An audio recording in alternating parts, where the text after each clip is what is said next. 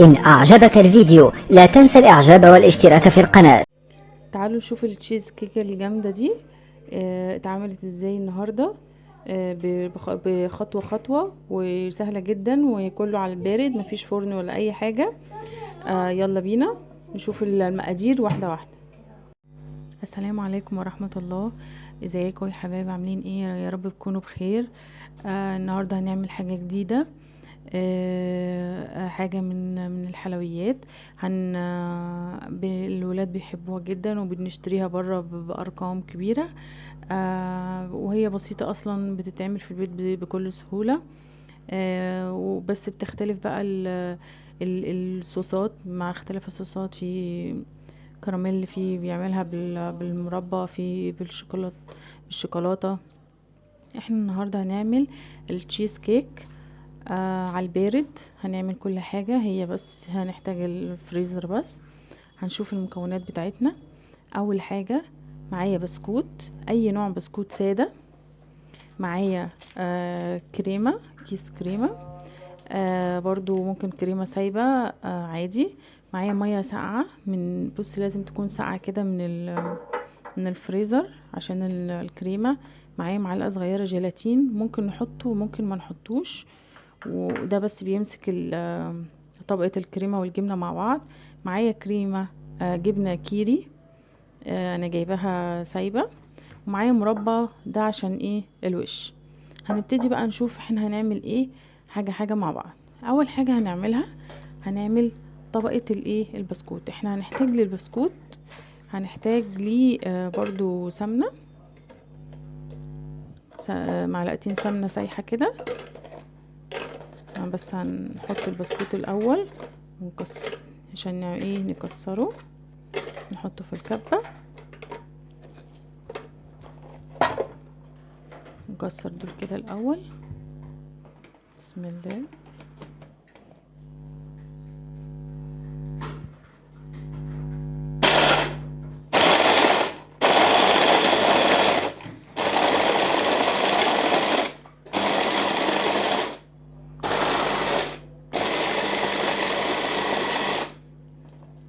نحط بقية الكمية.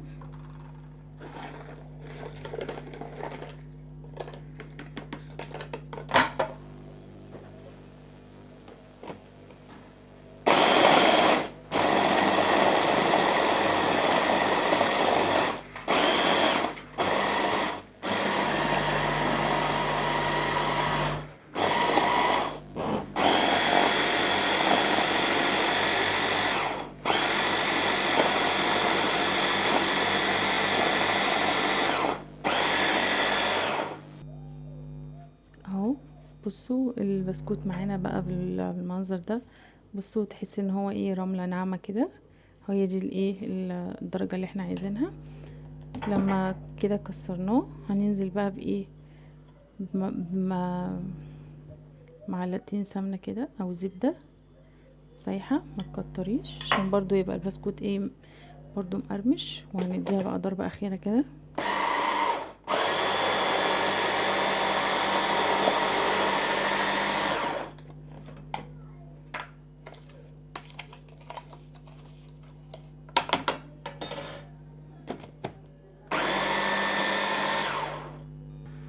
كده اهو البسكوت كده بقى جاهز.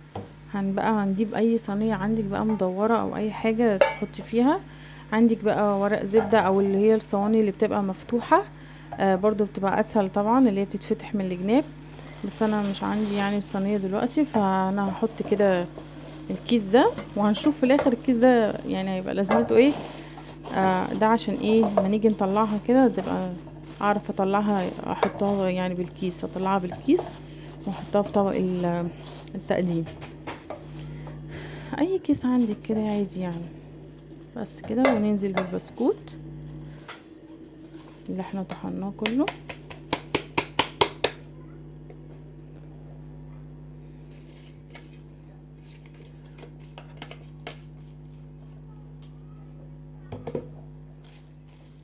ونضغط كده.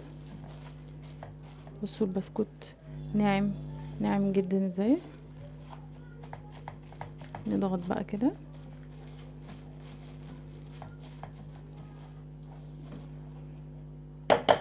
نجيب حاجة نضغط بيها احسن.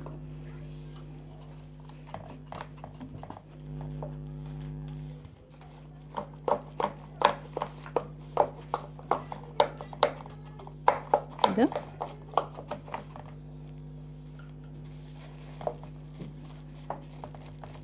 اوزع بس في الجناب.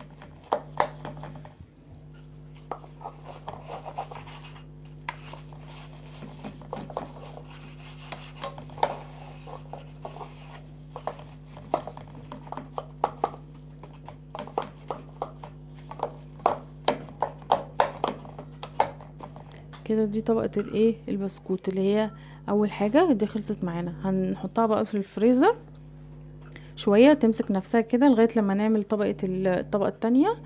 هحط دي في الفريزر وارجع لكم نعمل الايه الطبقة التانية.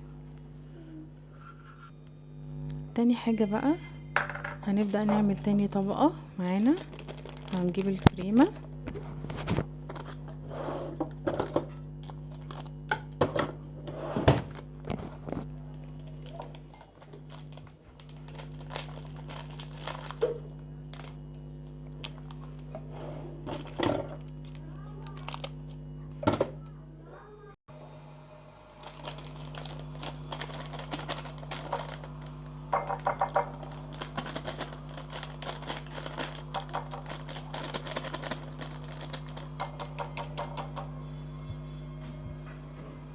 نحط بقى حبة مية للسقعين.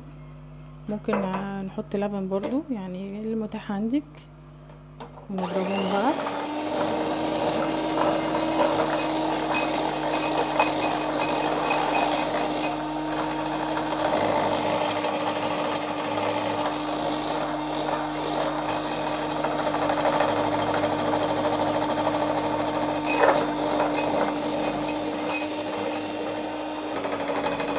الكريمة ايه بقت جاهزة معانا. نعمل ستوب بقى ونحط الجبنة عشان نكمل ضرب.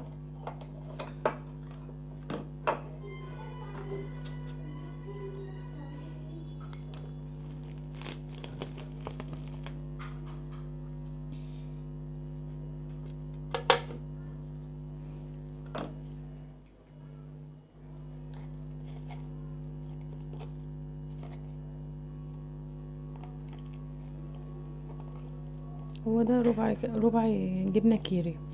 لو الصينية نفس المقاس اللي انتوا شفتوها دي ربع جبنة كيري على الكريمة كويس جدا يعني.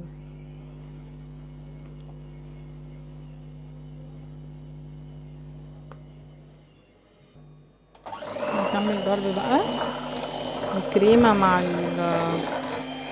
مع الجبنة الكيري.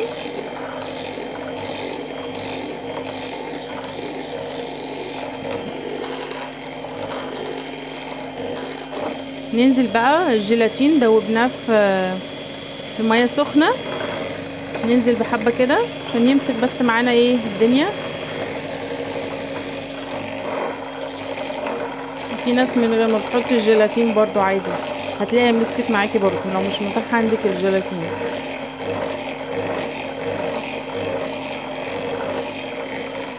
كده بقت جاهزه. نروح بقى على طبقه البسكوت اللي احنا عملناها ونحط الطبق دي.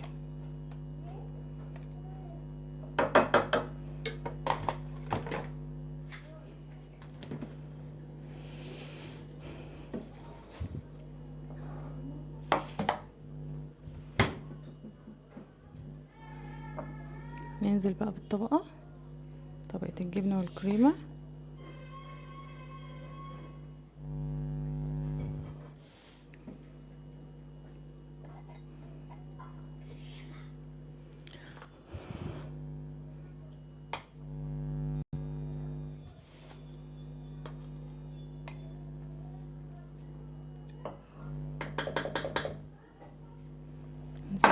هنساوي بقى كده الكلام ده كله كده مع بعض.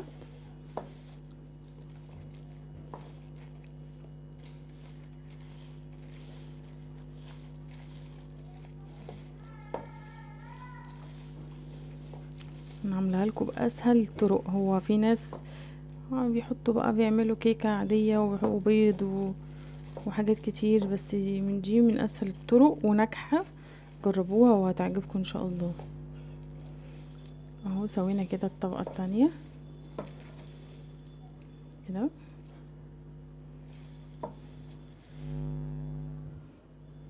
ندخلها بقى الفريزر ساعتين كده ولا 3 ساعات،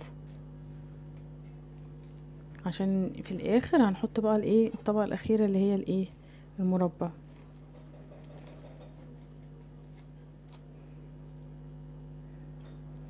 بس كده.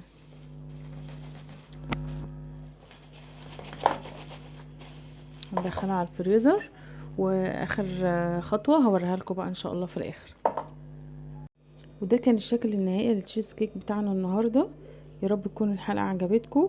هستنى الاشتراك بتاعكم واللايك، وفعلوا خدمه الجرس عشان يوصل لكم او اي فيديو جديد ينزل. يا رب اكون كنت ضيفه خفيفه على قلبكم. السلام عليكم ورحمه الله وبركاته.